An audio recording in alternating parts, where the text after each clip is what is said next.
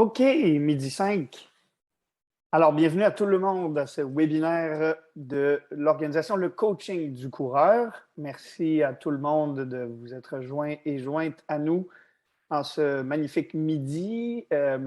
On va aujourd'hui donc prendre le temps de présenter un peu notre organisation, présenter ses artisans, ses athlètes entraîneurs, présenter ses programmes d'entraînement gratuits et ses différents forfaits. Vous avez donc connecté avec moi aujourd'hui pour vous parler mes collègues de la clinique du coureur et du coaching du coureur, Yves Saint-Louis, Mathieu Blanchard, qui vont vous parler, ainsi que notre collègue Sarah Bergeron-Larouche, qui est aussi parmi nos athlètes entraîneurs. Donc, on va aujourd'hui vous offrir l'occasion d'entendre chacune des trois autres personnes. Je ferai office d'animateur aujourd'hui, donc vous n'entendrez ma voix éraillée qu'en début et en fin de webinaire. Mais avant qu'on commence à nous présenter à vous, on va vous proposer, pour toutes les personnes qui sont présentement sur leur application sur téléphone ou sur tablette ou sur ordinateur, plutôt que dans leur navigateur sur Zoom, vous convient un bref sondage qui va nous permettre de mieux vous connaître.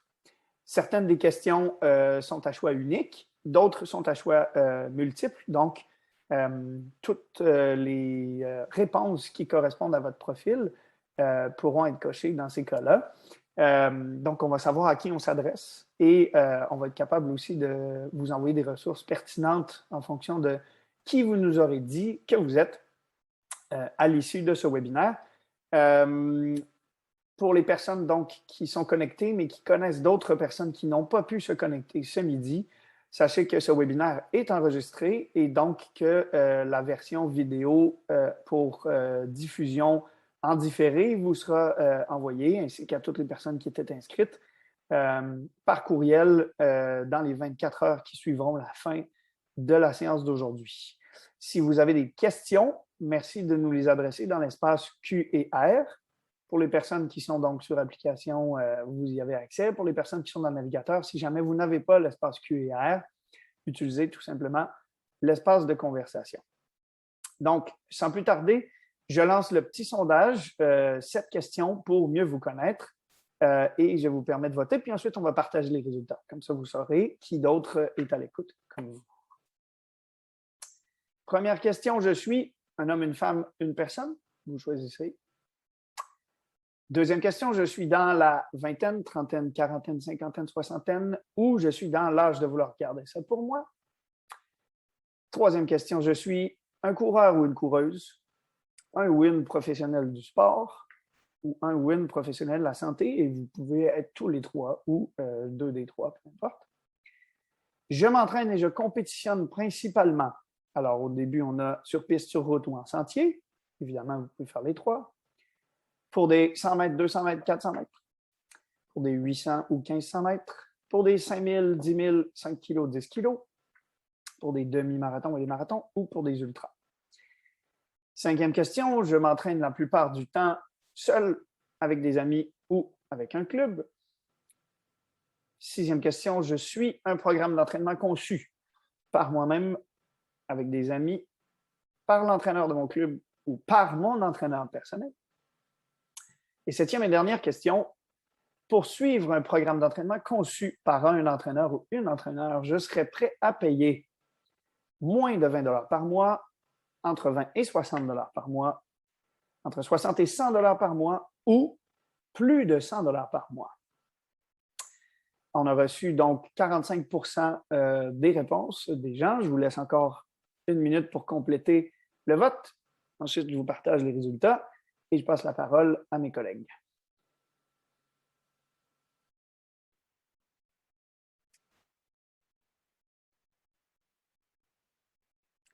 On est aux 2/3, encore un petit moment.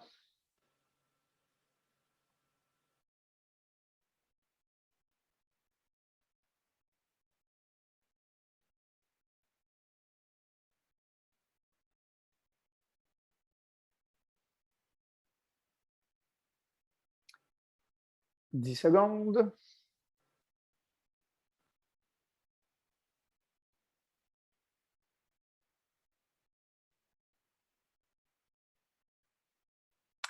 Parfait. Alors, merci à tout le monde d'avoir pris le temps de répondre à ces brèves questions. Je mets fin au vote et je vous partage les résultats. Donc, nous avons 3/4 de femmes présentement à l'écoute. Bonjour, mesdames. Je suis content d'avoir pris le temps de féminiser la plupart des appellations. On va essayer de parler au féminin pour aujourd'hui. Environ un tiers répartis, donc trentaine, quarantaine, cinquantaine, personne dans la vingtaine, personne en âge de vouloir garder ça pour lui ou pour elle. 94% de coureurs-coureuses, 3% de professionnels du sport, 18% de professionnels de la santé. La majorité des gens s'entraînent sur route, mais on a aussi quand même une pluralité de gens qui s'entraînent également en sentier. Pas de sprinteurs ou de demi-fondeurs, à ma grande surprise. 38% des gens sur 5 à 10 km route ou piste, 41% des gens pour des demi ou des marathons et 9% d'ultra-marathoniens et marathoniennes. 85% des gens s'entraînent seuls la plupart du temps. Peu de gens avec des amis, encore moins avec des clubs. Conçoivent leur programme d'entraînement par eux-mêmes, 85% des gens. Les 15% restants à peu près moitié-moitié entre l'entraîneur du club et l'entraîneur personnel. Et 47% des gens paieraient moins de 20 $ par mois pour un programme d'entraînement conçu par un entraîneur ou une entraîneur. 41% entre 20 et 60 $. 12% entre 60 et 100 $. Et personne ne paierait plus de 100 $ par mois. Donc, merci pour d'avoir pris le temps de répondre à ça. Et donc, au programme aujourd'hui, on vous présente notre organisation. La première personne pour le faire sera mon collègue Yves Saint-Louis, auquel je passe la parole sans plus tarder. Merci Olivier. Bonjour tout le monde. Bonjour mesdames qui êtes en majorité aujourd'hui. Content de pouvoir présenter la nouvelle entité de coaching, le coaching du coureur. Ce que je vais faire, c'est que je vais faire un bref historique de où l'idée est partie puis comment est construit, si on veut, cette entité de coaching-là. Pour faire un historique rapide, l'idée de départ est partie en fait de Maxime Leboeuf qui avait créé à l'époque Unis pour le sport. Donc en 2017, il y avait eu l'idée, une très bonne idée, de trouver un moyen de financer, si on veut, les athlètes élites en leur permettant de coacher, donc de faire un peu de sous en supervisant, transmettant un peu leur passion puis leur expérience et leur compétences, si on veut, à des athlètes. Donc, l'idée est partie de Maxime de créer une entité de coaching. Donc, il y avait des athlètes élites qui supervisaient des athlètes. Et de fil en aiguille, la clinique du coureur avait un intérêt aussi à créer, si on veut, une entité de coaching. Puis, plutôt que de partir un produit parallèle puis de ne pas se parler, on connaît très bien Maxime. Alors, on a dit, pourquoi on ne se fusionne pas et on ne crée pas une entité qui s'appelle le coaching du coureur. Donc, le modèle est sensiblement le même. On a dans notre groupe d'entraîneurs et entraîneuses des athlètes élites, entre autres, principalement, en fait, des coureurs expérimentés surtout, qui sont en bonne position pour superviser des athlètes, des coureurs, des coureuses là, récréatifs ou même compétitifs. Donc, dans notre groupe d'entraîneurs, comme je disais, on a tous les athlètes, tous les coureurs, en fait, tous les coachs qu'on a sont des coureurs et des coureuses. Puis, on est très fiers d'avoir une équipe hyper solide, hyper compétente là, pour superviser les athlètes, les coureurs récréatifs. En fait, la philosophie est très simple. Là, je l'ai dit un peu en entrée de jeu. Là, premièrement, nos coachs, c'est des passionnés de course à pied. C'est des passionnés de sport d'endurance. Qui sont compétents, qui sont capables de programmer sans problème, de structurer des entraînements puis de transmettre un peu leurs connaissances à des coureurs récréatifs ou même élites. Beaucoup d'expérience, beaucoup de savoir à transmettre là, à leur clientèle de coureurs et coureuses. Donc, la philosophie est très simple. On a vraiment un service hyper personnalisé avec des gens hyper compétents. Puis, je suis tout le temps, c'est tout le temps facile pour moi, en fait, de référer les coachs. Quand on a des demandes de coaching, c'est hyper facile pour moi de référer les coachs parce que j'ai tous des plans A. Là, c'est tout le temps ça que je dis. Je n'ai pas de plan B. Là. Tous les entraîneurs, les entraîneuses sont hyper compétents. Donc, c'est super facile de référer les coachs à des sportifs, à des coureuses et des coureurs. Voilà, notre entité où elle se démarque, c'est là, c'est vraiment la compétence des coachs. On a aussi intégré récemment une plateforme qu'on utilise pour transmettre les plans. Là, ce que vous avez vu sûrement en téléchargeant les programmes d'entraînement, c'est des PDF. Mais à la base, le suivi qu'on fait, qui est avec nos coureurs et nos coureuses, en fait, la planification des entraînements sont faites via une plateforme qui s'appelle Nolio. Nolio, c'est une interface, si on veut, de planification d'entraînement qui permet au coach de planifier les entraînements, structurer les plans. Puis, l'athlète reçoit ça sur son ordinateur, sur son téléphone ou sa tablette, peu importe.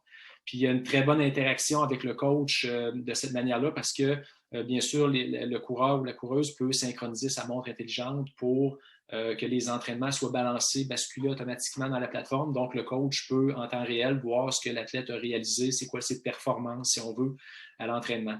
Puis, une nouvelle chose qui est ajoutée dans la plateforme Nolio est la possibilité de basculer les entraînements de Nolio à la montre intelligente pour l'exécution de la séance. Fait que brièvement, là, c'est une plateforme qui est hyper intéressante, qu'on a développée, qui a été développée de concert avec les programmeurs, justement, là, les gars qui ont créé Nolio. On a quand même mis on a eu notre mot à dire, si on veut, dans le développement du produit. Puis c'est un ajout vraiment important, hyper intéressant pour le coaching. Fait que voilà, écoute, je vais laisser mon collègue, je pense que c'est Mathieu, qui va présenter brièvement là, des programmes d'entraînement. Un peu comment c'est conçu, c'est quoi la philosophie qui est en arrière de ça, puis aussi, comme je vous disais, on parle de compétences, c'est des gens qui ont du bagage, qui programment les programmes d'entraînement qu'on offre gratuitement sur nos plateformes. Alors, Mathieu, à toi.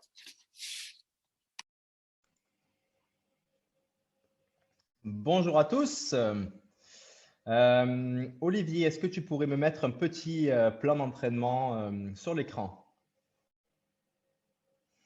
Bonjour à tous et à toutes, puisque les statistiques disaient qu'il y avait beaucoup de filles présentes aujourd'hui. Alors, nous avons là un plan trail, donc course en sentier. Peut-être que Yves reprendra la parole s'il y a quelques spécificités à ajouter par rapport à la route, mais je vais essayer de tout de même couvrir un maximum. Alors, dans les plans, vous allez retrouver tout d'abord les entraîneurs qui ont bâti ces plans pour vous. Donc, les plans de trail ont été bâtis avec mes collègues Sarah Bergeron-Larouche, Marianne Hogan, Julien Lachance et moi-même. Donc, comme Yves disait, nous avons tous en commun la passion pour le sport et pour la course en sentier. On a quand même quelques années d'expérience dans ce sport. Et on a tous aussi une certaine affection par rapport à la science du sport. On a tous des liens aussi de proximité avec la clinique du coureur qui aujourd'hui, vous le savez probablement, est une référence mondiale dans le domaine. Donc, nous avons un peu la même philosophie et puis on respecte les grands fondamentaux, les principes de l'entraînement pour bâtir ces plans. Vous allez retrouver 6 types de séances. Alors ça, c'est commun aussi au plan de route. Donc, les 6 types de séances seront le repos. Le repos, tout simplement, on reste à la maison, on ne bouge pas trop ou on a une activité sportive très légère. L'entraînement croisé, alors c'est un entraînement où on va faire un autre sport que la course à pied. Souvent, ça va être, si on veut progresser d'un point de vue cardiovasculaire, on va faire un sport d'endurance qui va être de la natation, du vélo, du ski de fond. Mais ça peut très bien être aussi une activité de marche ou de yoga. Vous allez retrouver aussi des intervalles, donc des séances avec des changements de rythme assez importants. Des séances de récupération. Alors, récupération, c'est à ne pas confondre avec repos. Récupération, c'est plus une séance où il va y avoir une intensité très faible, très facile. Voilà, c'est vraiment une sortie facile qui ne doit pas créer de fatigue. Ensuite, on va avoir des séances d'endurance. Donc là, on va travailler à une intensité plutôt moyenne pour travailler justement cette endurance à subir de très longues sorties ou de longs efforts en heure. Et vous retrouverez aussi des séances de renforcement, donc de renforcement musculaire. Je laisserai ma collègue Sarah peut-être en dire un petit peu plus là-dessus à la fin de mon présentation de plan. Donc, voilà, une très belle photo de quelqu'un qui court sur un pont à la frontière du Nouveau-Brunswick. Point de départ du GRA1, Centre international des Appalaches. 5 zones d'entraînement. Alors, vous allez retrouver dans votre plan toujours 5 zones d'entraînement. Zone 1, zone 2, zone 3, zone 4, zone 5. C'est encore commun à la course sur route.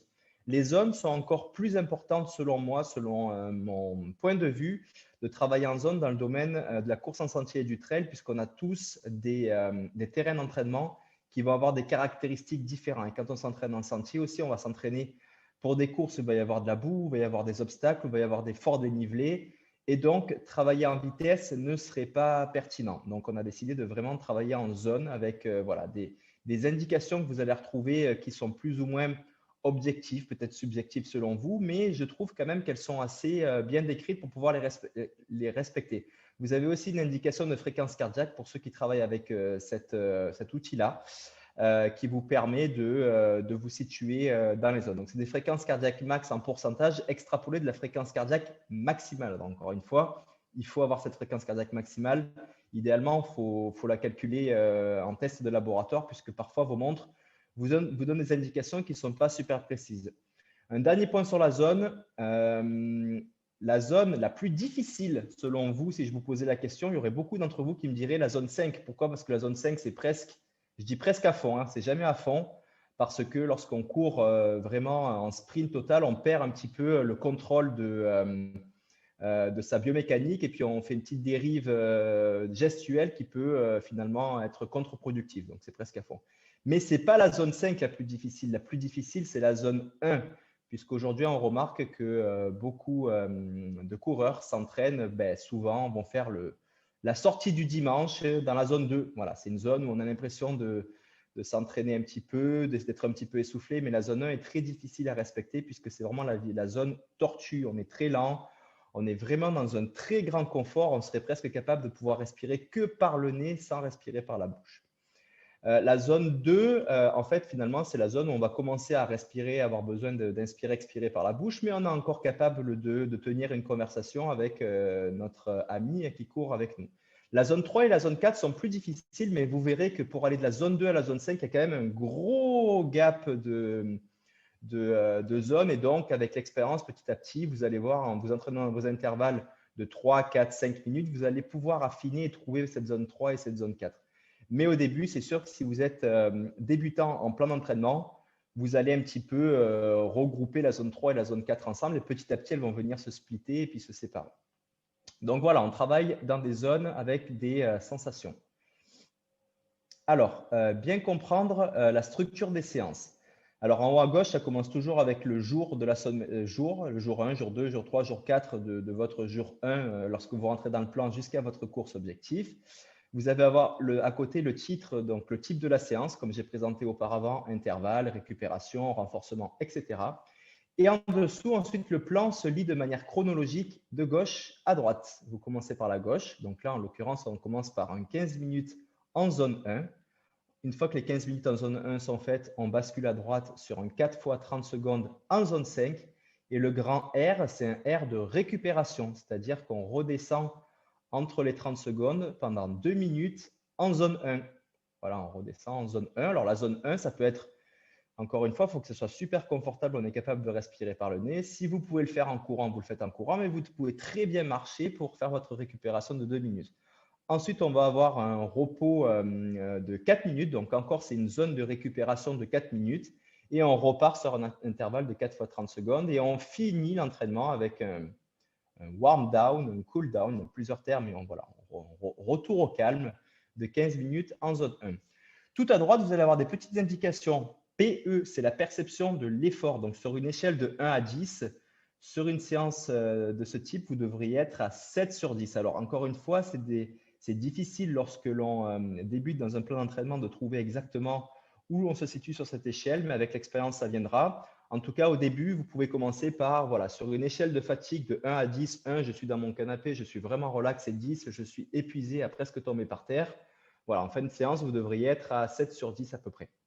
RC, le rythme cardiaque. Pour ceux qui travaillent avec les indications de rythme cardiaque, voilà, vous devriez vous situer entre 50 et 95% de votre fréquence cardiaque maximale.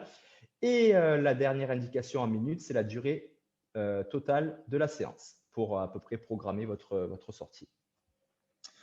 Alors, ça, c'est commun aussi au programme de course sur route. Hein. OK. Un petit peu plus bas. L'exercice de renforcement. Donc, on vous a ajouté des exercices de renforcement puisqu'aujourd'hui, la science est claire. Le renforcement est très important dans un programme d'optimisation du potentiel en course à pied. Le renforcement musculaire va vous permettre d'avoir plus de force, d'améliorer votre économie de course et d'éloigner les blessures. Je laisserai Sarah dire un petit peu plus de détails sur ce qu'on a pensé pour vous. Et voilà, ensuite vous rentrez dans le plan de la semaine 1 jusqu'à la dernière semaine qui vous mène à votre objectif. On retrouve la structure comme je l'ai présenté auparavant avec le jour, avec le type de séance. Par exemple, le premier jour, vous allez commencer avec un 30 minutes en zone 1. Facile. Deuxième jour, 20 minutes en zone 1 avec ensuite 8 fois 30 secondes en zone 4. Alors, ça va être difficile au début de trouver cette zone 4. Mais vous allez, croyez-moi, finir par la trouver avec des récupérations de 1 minute et on finit par un retour au calme de 10 minutes en zone 1.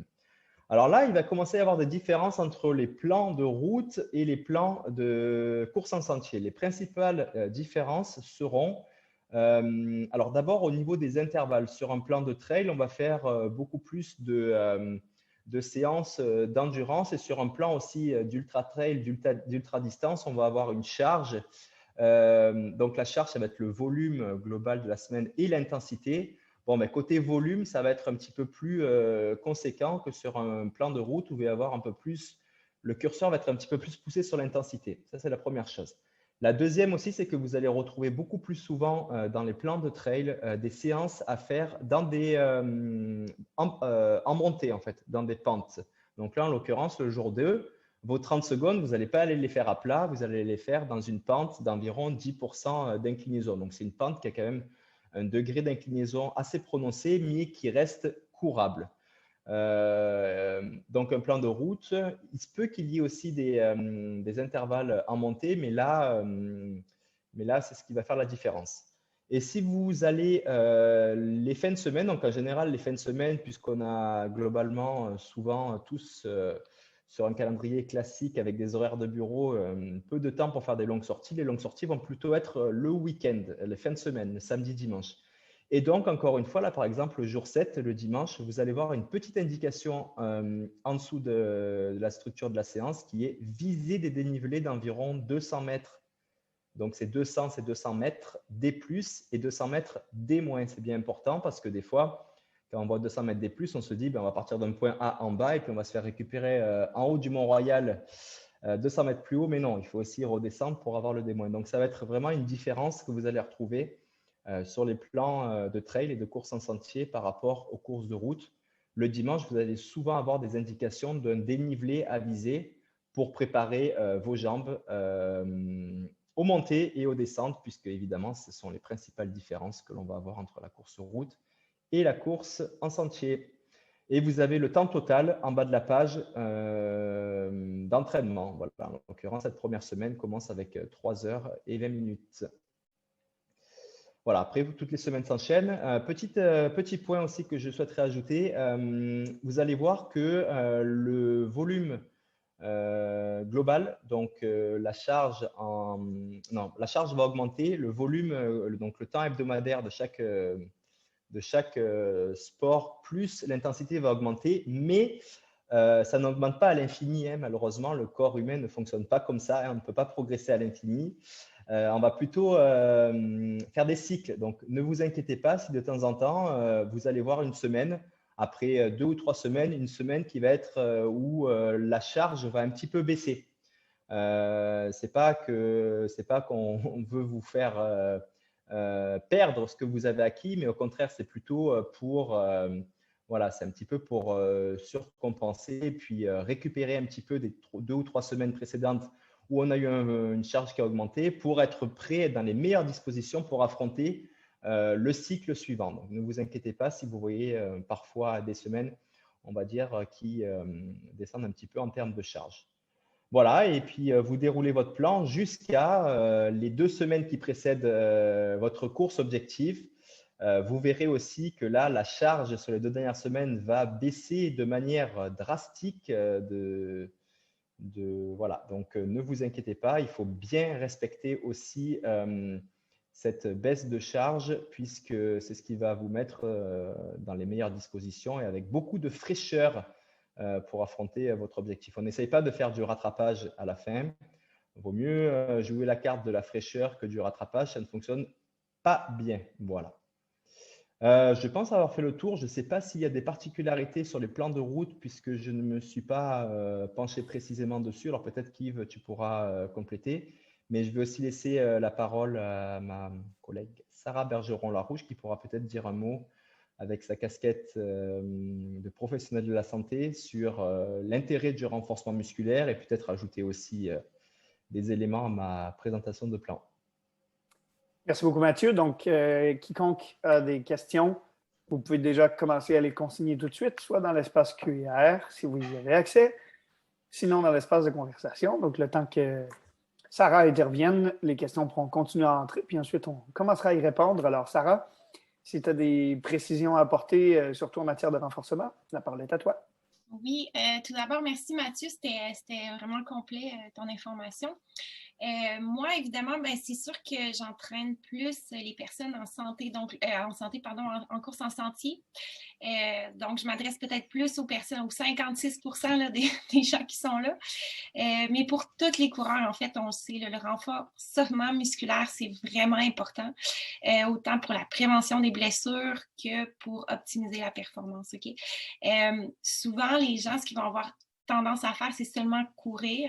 Et puis là, oups, il arrive des petits bobos, à gauche, à droite, puis on se retrouve chez le professionnel de la santé. Puis là, ce qu'il nous fait faire, c'est des exercices pour renforcer des petites faiblesses qu'on a. Mais pourquoi pas prévenir tout ça en devenant des athlètes plus complets, en faisant du renforcement. Okay? C'est des exercices qui ont été choisis qui sont faciles à faire à la maison. Tu n'as pas besoin de se prendre un abonnement au gym, de s'acheter de l'équipement. Vraiment, ça peut être fait avec le poids du corps, tout simplement. Autre chose aussi, pourquoi les athlètes en trail, en course en sentier, c'est que on le sait, en course en sentier, faut être un athlète qui est complet, okay? Parce qu'on se retrouve à monter des roches, sauter par-dessus des racines, monter des montagnes, descendre des montagnes. Fait que c'est pas toujours le même patron de course. Donc, quand on a une bonne musculature, une bonne force, qu'on est capable de faire des mouvements différemment, on est juste meilleur, tout simplement. Autre chose aussi, c'est au niveau du cross-training, ce qu'on appelle l'entraînement croisé en français. Moi, c'est sûr que c'est ma couleur aussi. Pourquoi? C'est qu'on continue de faire une charge d'entraînement, un certain volume, fait qu'on continue à s'entraîner, encore une fois, en diminuant le risque de blessure. Fait qu'est-ce que je veux dire par là? C'est qu'on amène un flot sanguin sur la musculature, tout ça, puis on continue de faire des mitochondries, mais en diminuant le risque de blessure, tout simplement. Donc, souvent, on veut faire notre millage, on veut faire notre volume à la course à pied, mais il faut continuer à penser que le renforcement, ce n'est pas à négliger, et le cross-training aussi. Je voyais tout à l'heure, il y avait dans la conversation un athlète qui a posé une question, qu'est-ce qu'on fait l'hiver?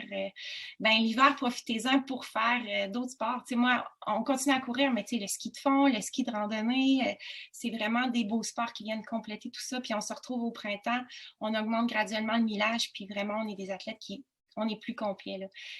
Moi, ça fait bientôt 3 ans que j'entraîne des athlètes en coaching plus personnalisé. C'est plus mon dada à moi. Puis, évidemment, mes athlètes, ils en font tous, là, puis ils aiment ça, faire d'autres sports, de suivre les saisons. Puis aussi, ça fait qu'ils sont toujours motivés, parce que, ça change tout le temps un petit peu.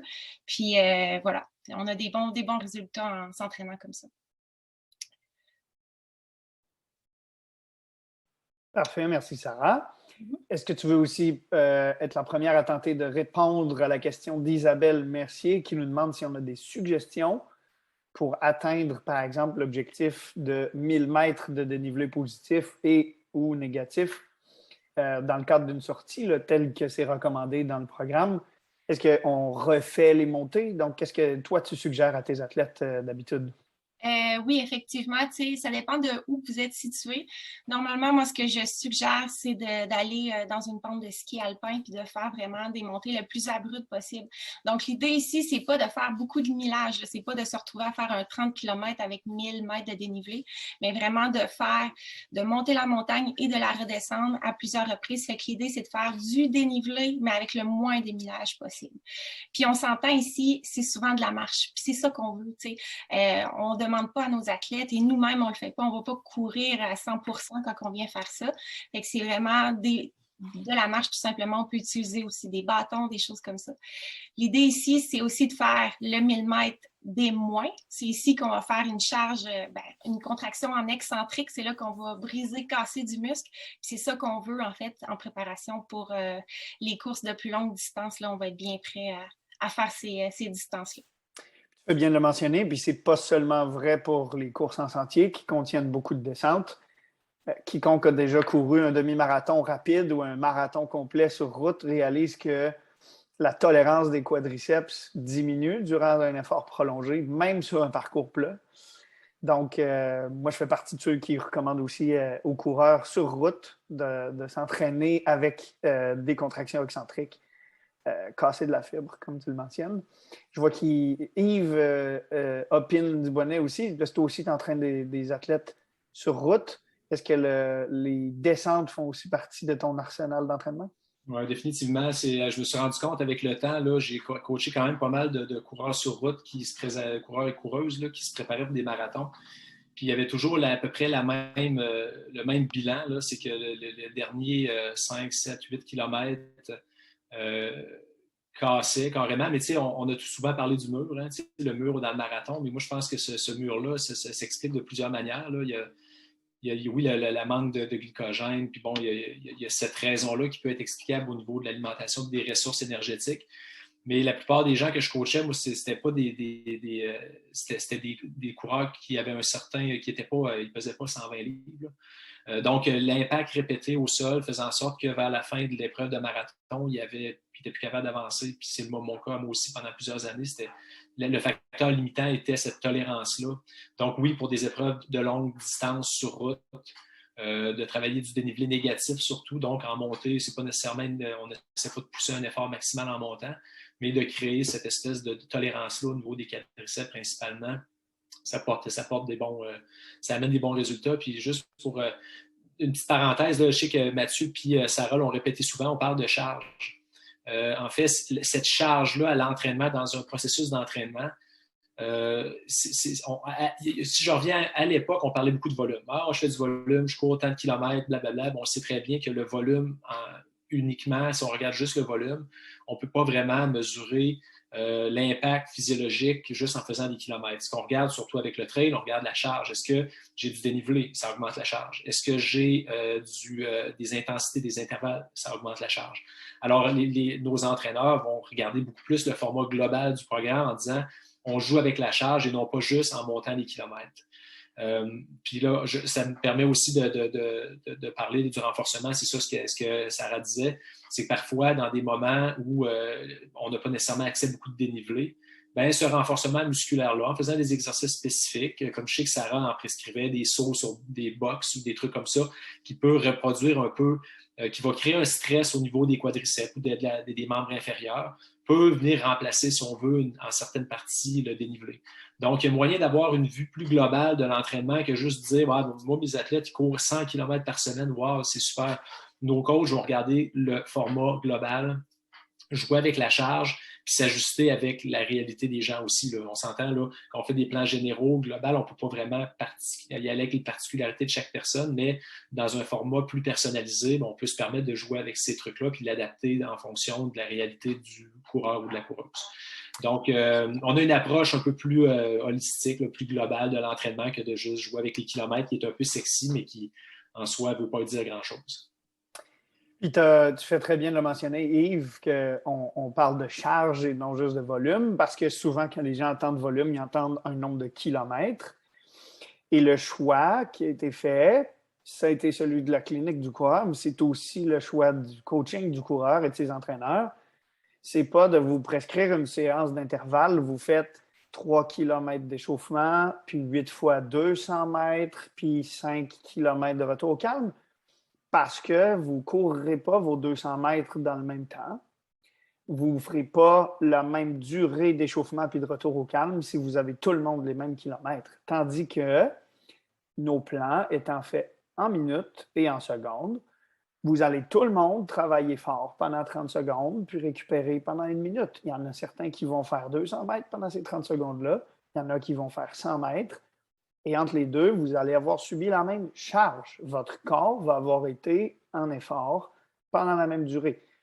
Donc, les longues sorties de la fin de semaine ne seront jamais consignées comme 32 km. Ils vont être consignés comme 2 heures, 3 heures, 4 heures pour les week-end shots, par exemple, de telle sorte que vous les fassiez à 8 ou à 12 ou à 16 km/h de moyenne, vous allez tout le monde passer 2 heures sur vos pattes. Donc, c'est peut-être pas familier pour beaucoup d'entre vous de vous entraîner en minutes et en heures, mais c'est une bonne manière d'égaliser en fonction du niveau pour s'assurer que tout le monde subit la même charge et s'adapte à la même quantité d'entraînement. Ce qui m'amène donc à soulever la question de Lise Côté, parce que c'en est une bonne. Elle court en sentier, elle n'a jamais calculé les dénivelés. Comment le faire? Des plus versus des moins. C'est ça le problème. Votre montre GPS, c'est d'abord une montre, mais c'est sûr que vous allez avoir besoin de la fonction GPS pour ça, à moins d'avoir préalablement calculé votre parcours de façon très, très, très, très précise sur tous les sentiers que vous allez emprunter pour savoir, avant même de le commencer, quelle sera la quantité de dénivelé positif ou la quantité de dénivelé négatif que vous allez affronter sur ce parcours-là. Ben oui, vous lancez votre montre GPS, puis je pense que de nos jours, il n'y a plus vraiment de montres GPS qui peuvent être synchronisées là, avec des systèmes en ligne qui ne comptabilisent pas le dénivelé positif et négatif que vous faites. Donc, Lise, si vous n'avez pas une telle montre, calculez vos itinéraires d'avance. Autrement, allez-y dans un ordre général, parce que je pense que si vous faites 240 ou 160 mètres de dénivelé dans votre sortie plutôt que 200, votre corps ne fera pas une très grande différence avec ça. Je ne sais pas si Mathieu, Sarah, vous voulez ajouter quelque chose là-dessus avant qu'on prenne d'autres questions. Oui, peut-être juste une petite chose. Moi, ça m'arrive souvent que mes athlètes n'ont pas accès à la montagne. Là. J'en ai quelques-uns qui habitent dans des régions, c'est plate comme une crêpe. Là. Donc, des fois, c'est ça, le renforcement peut être là, comme Yves disait, pour combattre ça. Mais aussi, les escaliers, ne pas négliger. Des fois, de faire des entraînements dans les escaliers, ça peut équivaloir là, à la fameuse charge excentrique qu'on parle depuis tantôt. Donc, de monter, descendre, tout ça, là, ça peut faire un bon résultat. Super, merci Sarah. Élise nous rassure, elle a une montre GPS. Donc, génial, ça veut dire assure-toi dans les configurations là, de ta montre, soit sur Suunto, sur Polar ou sur Garmin en ligne, d'aller activer l'affichage du dénivelé que tu as effectué. Je pense que tu peux aussi avoir un affichage du dénivelé négatif, mais celui-là, doit être activé là, autrement que par défaut pour les montres. Je sais que Mathieu maintenant court avec une Coros. Je ne sais pas si c'est par défaut que le dénivelé négatif est aussi indiqué. En général, le dénivelé négatif n'est pas sur les affichages par défaut, mais c'est très facile maintenant avec les applications de téléphone cellulaire pour l'ajouter sur les écrans. Mais voilà, souvent, les coureurs vont faire aussi des boucles plutôt que de point A à un point B à l'entraînement. Donc, en général, le dénivelé positif, si on redescend la même pente ou qu'on revient au point B, on va avoir fait le même dénivelé négatif à l'arrivée. À moins d'un tremblement de terre pendant votre sortie, effectivement, ce sera le cas par défaut. Donc, il nous resterait une quinzaine de minutes pour respecter l'horaire tel qu'on vous l'avait promis. On n'a plus de questions-réponses qui sont entrées pour le moment. Donc, je vais repasser la parole à mon collègue Yves Saint-Louis qui va vous présenter brièvement nos différents forfaits pour que vous sachiez un peu quelle est l'étendue de notre offre. Donc, on vous a déjà dit un peu qui on est, quelle est notre philosophie, qui sont les entraîneurs qui sont d'abord des athlètes qui entraînent nos clients. On vous a présenté notre offre de programme gratuit. Partagez-la à grande échelle dans vos réseaux. Et maintenant, donc, on vous présente les 3 manières, brièvement, par lesquelles on peut vous offrir une forme d'accompagnement pour que vous ne vous entraîniez pas seul avec le programme gratuit que vous avez téléchargé. Donc, Yves, je te renvoie la balle. Merci, Olivier. En fait, je vais me concentrer principalement sur deux leviers en fait, qu'on a, là, le forfait gratuit puis le forfait personnalisé. Puis je vais parler brièvement aussi du forfait plus des événements, là, ce qui était une des forces de Unis pour le sport dans le temps, puis que nous, on a mis de l'avant aussi.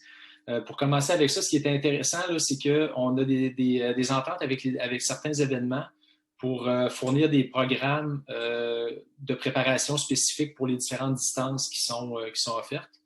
Je pense que Broma Ultra roule en ce moment, c'est-à-dire les gens qui participaient à Broma Ultra pouvaient télécharger des plans qui ont été conçus par nos entraîneurs, qui sont vraiment, c'est des gens qui l'ont fait, là, qui ont déjà couru certaines distances sur ces événements-là. Donc, il y a des programmes qui sont faits, qui ne sont pas personnalisés, mais qui normalement devraient cadrer, vous préparer à l'événement que vous choisissez. Donc, c'est des séances qui ont été montées par nos coachs en connaissance de cause, puis qui sont très, très intéressantes. Ça, c'est un forfait qui est offert. On a les forfaits gratuits, comme vous avez vu, là, les programmes gratuits.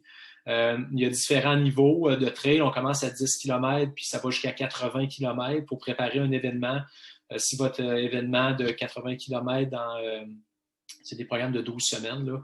Donc, vous pouvez prendre ces entraînements-là puis vous diriger vers votre objectif qui est la distance que vous avez choisie. Puis même chose pour la route. La route, par contre, on a créé des niveaux pour le 5 et 10 km qui étaient débutants et progression, si je ne me trompe pas. Là. Donc, si c'est votre premier 5 ou 10 km, ben, vous pouvez suivre ce programme-là. Puis si vous voulez avoir une petite coche de plus, vous avez déjà fait des événements où vous voulez aller chercher un petit peu plus de charge, justement. Là, donc, on augmente un petit peu plus la charge pour ces programmes-là. Donc, ça s'adresse à une clientèle qui est un petit peu plus avancée. Puis après, on a le marathon, le demi-marathon et le marathon, qui aussi a été fait par des pros de notre équipe là, pour vous préparer pour ça. Ça m'amène à parler du forfait personnalisé. Ce qui est intéressant dans le forfait personnalisé, c'est que, ça le dit, là, c'est vraiment fait sur mesure pour une personne. Ça veut dire que souvent, les gens qui me contactent, c'est des gens qui ont justement pris des programmes gratuits, qui ont déjà fait la boucle, puis qui ont suivi à la lettre les programmes, puis là, ils disent j'aimerais ça aller passer à un autre niveau, ou j'aimerais ça avoir quelqu'un qui me supervise là-dedans. Là. Je ne sais pas où trop je m'en vais, puis j'ai des objectifs qui sont un peu flous, mais j'aimerais ça arriver avec quelque chose de plus concret. Alors, les programmes personnalisés sont là pour ça. Ce qui se passe, c'est que c'est une relation privilégiée qui est créée avec l'entraîneur ou l'entraîneuse. Là. Donc, la personne est prise en charge totalement par notre équipe, par un de nos entraîneurs-entraîneuses. Là. Puis, le programme est fait sur mesure. C'est-à-dire, quand je dis sur mesure, c'est qu'il est adapté à la réalité de la personne. C'est-à-dire, travail, famille, c'est quoi le temps que j'ai disponible? Est-ce que je peux... ma semaine est faite de telle manière. Les entraînements sont distribués à l'intérieur du cycle d'entraînement de façon à ce que la personne puisse le faire. Donc, ce n'est pas des entraînements qui sont déjà faits, copier-coller, puis organise-toi avec ça. C'est vraiment hyper personnalisé. Il y a une communication. Je disais que c'est un programme qui est hyper privilégié, une relation privilégiée avec le coach. Donc, il y a une discussion qui est ouverte avec l'entraîneur pour dire, regarde, moi, ça a bien été là, j'aimerais mieux faire ça, comment tu vois ça? Il y a vraiment une discussion qui est ouverte. Puis, une des forces qu'on a au coaching du coureur, c'est qu'on n'est pas en train de contrôler le nombre de communications qu'il y a avec l'entraîneur. L'entraîneur discute un peu de ses disponibilités, puis l'athlète peut le rejoindre n'importe quand ou à peu près là, pour parler de son entraînement et comment ça va. J'ai parlé aussi tantôt de Nolio, qui est la plateforme qu'on utilise pour envoyer les entraînements. C'est vraiment un plus là, pour suivre l'athlète. Envoyer les entraînements, premièrement, c'est le fun de voir d'avoir ça, l'interface est bien faite. Mais aussi, comme je disais, on peut soit basculer les entraînements de Nolio à la montre, et quand la montre est synchronisée, la même chose de l'autre côté, donc de la montre à Nolio pour permettre à l'entraîneur d'avoir donné un feedback en temps réel sur la séance qui a été faite. Donc, c'est vraiment là, quelque chose d'hyper personnalisé. Puis aussi, c'est ça, comme Sarah, par exemple, ou même Mathieu, là, vont faire au besoin des programmes de musculation, renforcement. Il y a des gens qui vont avoir des besoins spécifiques. Il y a des choses comme ça qui peuvent être incluses dans le forfait personnalisé. Et il y a bien sûr des évaluations souvent qui sont faites. C'est pas pour tout le monde. Il y a des gens qui ont besoin d'avoir un test, là, pour qu'on parlait de paramètres tantôt, pour évaluer, par exemple, tu te situes où, c'est quoi le niveau de forme physique que tu as en ce moment. Puis à partir de là, on peut bâtir des entraînements hyper personnalisés. On ne s'arrête pas juste à des zones un peu générales. On a vraiment des tests qui sont des protocoles de testing qui permettent d'avoir un peu si on veut, le détail du niveau de la personne qui commence à s'entraîner. Donc, c'est vraiment un bon forfait là, qui est fait pour les gens qui se demandent un peu où s'en aller puis qui ne savent pas, surtout pendant l'hiver, par exemple, qu'est-ce que je fais, comment j'organise mon entraînement, je n'ai pas beaucoup de temps, je veux optimiser le temps que j'ai disponible. Donc, c'est un forfait qui est hyper intéressant. Le forfait club qui n'est pas encore mis de l'avant, Est-ce que j'en parle, Olivier? Est-ce que c'est un bon moment? Oui, brièvement, là, c'est qu'on veut éventuellement offrir un forfait club, c'est-à-dire que les gens vont pouvoir se ranger, si on veut, dans l'équipe d'un coach ou d'une coach. Puis, ce coach-là va les amener vers un objectif précis. C'est-à-dire, par exemple, il y a une équipe que Mathieu Blanchard coach, qui est pour préparer l'UTMB 2022. Donc, les gens vont pouvoir rentrer dans le club UTMB 2022. C'est Mathieu Blanchard, le coach. Il fait un programme d'entraînement qui est général, mais qui va quand même se préparer pour l'objectif précis qui est l'UTMB 2022. Puis, à l'intérieur de ça, les gens vont pouvoir joindre le club, faire les entraînements, mais il y a quand même une communication, quelques petites adaptations qui peuvent être faites par le coach. Donc, c'est quelque chose qui est comme un peu semi-personnalisé. Là. Donc, ça ressemble un peu à un club, comme si vous allez vous entraîner avec le club du coin de la rue chez vous. Vous entrez là, il y a des programmes, il y a des entraînements qui sont déjà programmés. Puis, bon, il y a des adaptations qui peuvent être faites ici et là, mais le programme, dans son ensemble, s'adresse à un groupe et non pas à un individu uniquement. Donc, ça, c'est quelque chose qu'on va mettre de l'avant là, bientôt. On n'est pas encore, on est en développement de produits, si on veut, puis on va vous arriver avec quelque chose quand même assez rapidement. Et ça peut être un forfait hyper intéressant pour les gens, là, justement, qui veulent avoir un suivi semi-personnalisé. Je pense avoir fait le tour. Est-ce que j'ai oublié quelque chose, le maestro de la présentation? Tu as oublié de mentionner qu'il y a des Olympiques en ce moment. Non, on ne prépare personne pour les Olympiques. Vous devez vous en douter. Mais on a un de nos athlètes entraîneurs qui sera aux Paralympiques avant longtemps. Donc, à moins que mes deux autres collègues, Mathieu et Sarah, aient d'autres choses à ajouter, je vous laisserai la place, mesdames et messieurs, mesdames principalement, spectateurs, spectatrices, pour nous poser vos dernières questions. On reste à votre disposition. Le temps que les questions entrent, on vous avait dit, donc, sur la page d'inscription à ce webinaire d'aujourd'hui, que parmi toutes les personnes qui seraient connectées avec nous, on ferait tirer des prix de présence. Alors, toutes les personnes qui auront été connectées aujourd'hui auront accès à se procurer avec 30% de rabais le livre de la Clinique du coureur, La santé par la course à pied. Donc, vous pourrez utiliser un code livre 30 qui vous sera envoyé par écrit dans un courriel de suivi. Donc, vous aurez dans ce courriel le lien pour revisionner ce webinaire, le partager dans votre réseau, le code et un lien cliquable qui vous mène à la boutique de la Clinique du coureur pour vous procurer ce livre, 496 pages de l'information à revendre et 30% de rabais sur l'achat du livre. Et parmi les personnes connectées aussi, vous connaîtrez l'identité de la chanceuse. En tout cas, il y a 3/4 de chance que ce soit une chanceuse qui remportera une édition. Et on verra même si on a envie d'être généreux puis d'en offrir 2 ou 3 parce que vous savez comment on est, hein? Généreux comme ça. Livre 30 pour vous le procurer. Mais achetez-le pas tout de suite, tout d'un coup, que votre nom serait pigé pour le gagner. Pour le reste, donc, les premières questions qui sont entrées, Mélanie B demande les prix sont-ils taxables ou elles sont incluses? C'est un service. Hein? On est au Canada, taxe sur les produits et services. Et donc, ça veut dire que oui, comme vous achetez de la pâte à modeler au magasin, vous payez de la taxe dessus. Quand vous achetez les extraordinaires services de Mathieu, de Sarah ou d'Yves, vous payez des taxes dessus. Olivier Lauzon demande à propos des séances de groupe gratuites, c'est-à-dire notre offre de forfait gratuit. Ouais, on souhaitait lancer ça cet été. Puis là, il y a soudainement une sorte de variant Delta qui nous a un petit peu refroidi nos ardeurs. Donc, on va attendre peut-être de voir s'il va y avoir une 4e vague, puis si c'est une bonne idée de se faire des high-fives tout le monde. Mais évidemment, oui, on va vous tenir au courant. Donc, dans la page de ce forfait gratuit, vous avez le lieu et l'heure de rencontre dans les grandes villes du Québec où on va offrir ces séances gratuites et la possibilité de télécharger un événement de calendrier qui va vous permettre donc de l'ajouter à votre calendrier pour ne jamais l'oublier. Mais attendez d'avoir de nos nouvelles pour qu'on vous confirme qu'on sera bel et bien là, à cet endroit-là et ce moment-là, pour vous offrir les séances de groupe gratuites. Et les séances, en fait, ce n'est pas juste d'aller jogger tout le monde ensemble. Oui, ça va arriver parce que qui refuserait la chance de jogger sur les plaines d'Abraham avec la grande Sarah Bergeron-Larouche? Mais il y aura aussi des fois des séances d'entraînement par intervalle, des séances d'ateliers techniques pour apprendre à bien grimper avec des bâtons, à descendre en cassant de la fibre, mais pas en se cassant la face. Et comme Yves l'a mentionné tout à l'heure, quand vous voulez vous tester, soit à votre vitesse maximale aérobie ou votre VO2 max, ou comme Mathieu le mentionnait, votre fréquence cardiaque maximale, des fois, on va se rencontrer sur des pistes, puis on va faire des efforts maximaux comme ça qui vont nous donner une indication de votre niveau de forme et qui vont nous permettre, lorsque nous allons travailler en individuel avec vous, dans le cadre du forfait personnalisé, de vous programmer dans nos lios des séances hyper spécifiques. Vous allez travailler vraiment à 95% de votre 100% qui a été mesuré.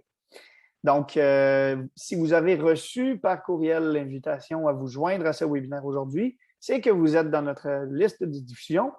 Vous recevrez donc aussi un courriel qui vous annoncera que ces séances de groupe gratuites commenceront imminemment. Voilà. Dans les 4 minutes qui nous restent, est-ce qu'on a quelqu'une d'autre qui souhaite nous poser une question? Avant de terminer, Olivier, juste préciser, s'il y a des questions après qu'on ait terminé l'entretien, là, si vous avez des questions sur n'importe quoi, ou si vous voulez me parler de vos objectifs ou voir si vous avez besoin d'un coach ou tout ce que, peu importe les questions, là, vous pouvez m'écrire à coach@lecoachingducoureur.com. Donc, coach, C-O-A-C-H, et Olivier va l'écrire dans la conversation. Donc, n'hésitez pas à m'écrire si vous avez des questions, peu importe lesquelles, il n'y a pas de mauvaises questions. Écrivez-moi sans problème, puis on pourra même, au besoin, se prendre un rendez-vous téléphonique. Là, ça m'a fait plaisir de vous guider là-dedans. Voilà. Un dernier tour de parole. Sarah, Mathieu, si vous voulez ajouter quelque chose. Ce n'est pas une exigence, je vous l'offre avant qu'on se laisse. Ben non, juste merci tout le monde d'avoir été là. C'est vraiment le fun de pouvoir partager tout ça ensemble. Puis plus qu'il y a de monde, plus que c'est le fun. La communauté grandit, on le voit, puis c'est super. C'est très bien dit, comme toujours. Ben voilà, tout a été dit. Moi, je ne vais pas retenir plus le monde qui veut peut-être se nourrir maintenant. Merci Olivier, merci Yves, merci Sarah, et puis merci à vous tous de nous avoir écoutés, puisqu'on est tous ensemble une communauté, comme a dit Sarah. Moi, je vois le monde de la course à pied et de la course en sentier, puisque c'est quand même mon petit dada, qui prend une énorme ampleur, pour ne pas dire exponentielle, en termes de course, en termes de pratiquants depuis les dernières années. Et donc, je trouve ça vraiment cool qu'on puisse aussi prendre des casquettes d'entraîneur pour accompagner tout ce beau monde, parce que même si la course à pied, la course en sentier peut paraître très banale de premier abord, voilà, juste aller courir, c'est quoi finalement, hein? C'est marcher un petit peu plus, c'est aller un petit peu plus vite que de la marche en mettant un pied devant l'autre. Mais croyez-moi, c'est bien plus complexe que ça. Et si vous avez pour intérêt d'optimiser votre potentiel et de ne surtout pas vous blesser, faites confiance en des plans d'entraînement et en des conseils de personnes qui ont étudié le domaine. Et vous aurez beaucoup plus de plaisir dans vos aventures de coureur. Voilà tout. Génial, Mathieu. Très, très bien dit. Comme toujours, merci à tout le monde qui a pris le temps de nous écrire pour nous remercier de ces ressources, des conseils qu'on vous prodigue. Bonne journée, bonne suite d'entraînement pour les gens qui ont des défis personnels, individuels, pour les gens qui ont trouvé une course quelque part à l'extérieur du Québec pour aller se mesurer à eux-mêmes. Merci d'avoir été à l'écoute. On continue à prendre vos questions par courriel et on se tient au courant pour la suite de l'entraînement. Bye tout le monde!